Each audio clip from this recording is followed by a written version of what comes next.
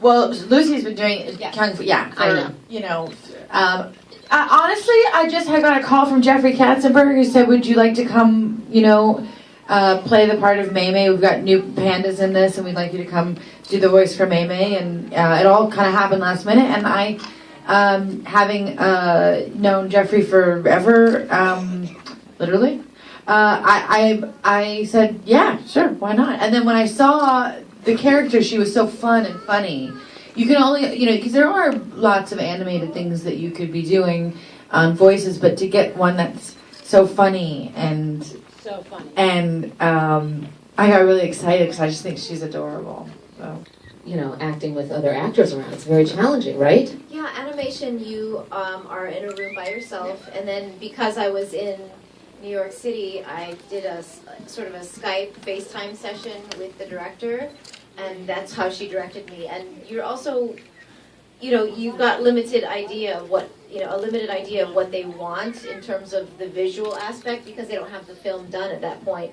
But the director is unbelievable, Jennifer, and she describes everything that she needs from you because they've been working on the film for so long. So, and then of course when you're doing live action with somebody, you're interacting with another actor, and you were very flexible with the hours, and they were willing to do it on a Saturday, which was great. And so what is it like when you finally see it after being in a booth, you know, like like when you see it all on the screen? It must be really amazing to see it all come together. You're like, wow, look at my face, how they maneuver the panda's eyes, and you know, it's cool, right? It is pretty cool. Yeah, I mean, it's definitely cool. It's also a little bit like, oh wow, you feel very removed from it, which is really nice. You're like, cool. It's just you don't even think about it. So, yeah, that's.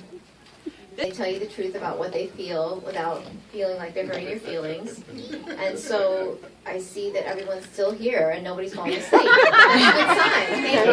Okay, and I'm now going to open it up. I see a couple kids on their iPads. Oh my. Yes.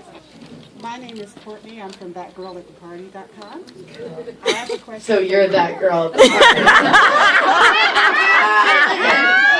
I still want to know all about what that means. So, Lucy, though, your character, Orange She, is one of my favorite film characters of all time. My cat was almost named Orange She.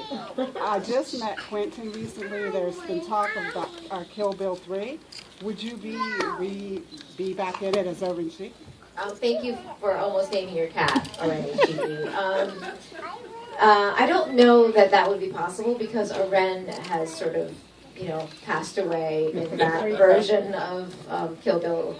But I'm excited. I mean, I think anything Quentin does, I think, is magical, and he's just this incredibly creative and thinks outside the box. So I think it's going to be wonderful, and I'd be the first person in line to see it. Hi, I'm Josie's mom, and she's having a birthday on February 2nd, which is today. So we're going to have a birthday party this weekend, and it's going to be because we're saying that the woman's supposed to be the whole thing. But I just wanted to see if you could just call that video, just say happy birthday to Josie, and then tell me what you think about this movie for moms, because sometimes the movies when they're kid-oriented, they get a little racy, but this one was really great. It was nothing that I could be upset about. So if you could just say happy birthday to Josie. Interesting. Racy, you mean like? Sometimes they'll have those kids, they just do things. Right, just things that you don't The like. total package just really was a kid's movie that was really fun for adults. Yeah. Yeah, yeah, I love the themes that this one has. But what was your question?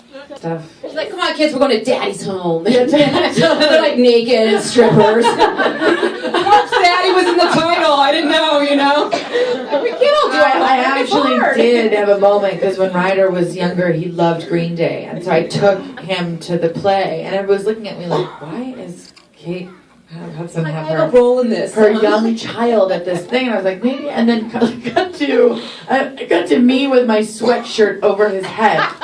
Like this, and then finally I was like, I'm out. I'm glad you enjoyed the movie.